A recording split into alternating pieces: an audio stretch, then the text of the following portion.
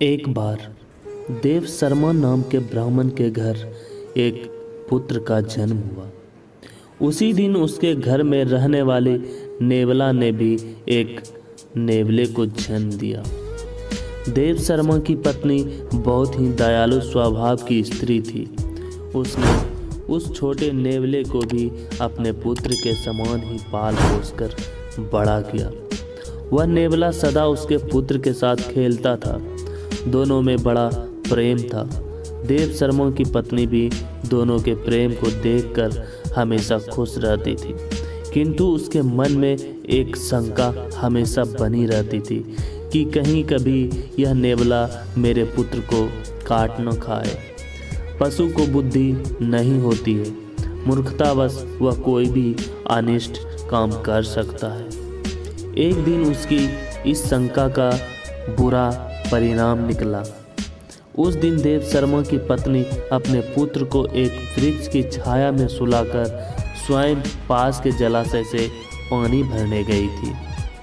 जाते हुए वह अपने पति देव शर्मा से कह गई थी कि वहीं ठहर कर वह पुत्र की देखरेख करे, कहीं ऐसा न हो कि नेवला उसे काट खाए। पत्नी के जाने के बाद देव शर्मा ने सोचा, नेवले और बच्चे में गहरी दोस्ती है। नेवला बच्चे को कभी भी हानि नहीं पहुंचाएगा। यह सोचकर वह अपने सोए हुए बच्चे और नेवले को वृक्ष की छाया में छोड़कर स्वयं भिक्षा के लोभ से कहीं चल पड़ा। देववश उसी समय एक काला नाग पास के बिल से बाहर निकला। नेवले ने उसे देख लिया। उसे डर हुआ कि कहीं वह उसके मित्र को डस न ले, इसलिए वह काले नाग पर टूट पड़ा और स्वयं बहुत छत विछत होते हुए भी उसने नाग के खंड खंड कर दिए। सांप को मरने के बाद वह उसी दिशा में चल पड़ा जिधर देव शर्मा की पत्नी पानी भरने गई थी। उसने सोचा कि वह उसकी वीरता की प्रशंसा करेगी, किंतु इसके विपरीत हुआ। उसकी खून से सनी देह को देखकर ब्राह्मण पत्नी का मन उन्हीं पुरानी आशंकाओं से भर गया कि कहीं इसने मेरे पुत्र की हत्या न कर दी हो। यह विचार आते ही उसने क्रोध से सिर पर उठाए घड़े को नेवले पर फेंक दिया। छोटा सा नेवला जल से भारी घड़े की चोट खाकर वहीं मर गया। ब्राह्मण पत्नी वहां से भागते हुए वृक्ष के नीचे पहुंची।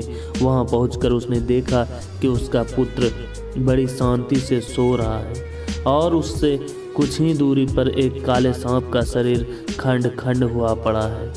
तब उसे नेवले की वीरता का ज्ञान हुआ। पश्चाताप से उसकी छाती फटने लगी। वह बहुत जोर जोर से रोने लगी और चिल्लाने लगी। इसी बीच ब्राह्मण देव शर्मा भी वहां आ गया।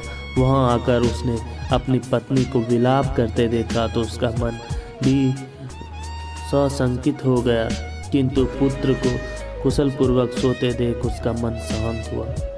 पत्नी ने अपने पति देव शर्मा को रोते रोते नेवले की मृत्यु का समाचार सुनाया और कहा, मैं तुम्हें यहीं ठहर कर बच्चे की देखभाल के लिए कह गई थी, किंतु तुमने भिक्षा के लोभ से मेरा कहना नहीं माना, इसी कारण यह परिणाम हुआ।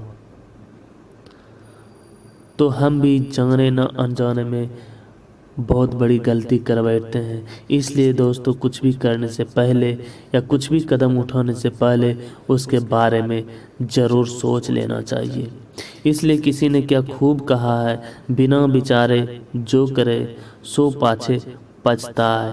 अर्थात कुछ भी विचारने से पहले अगर कुछ किया जाता है तो उसके पीछे ज़रूर पछताना पड़ता है।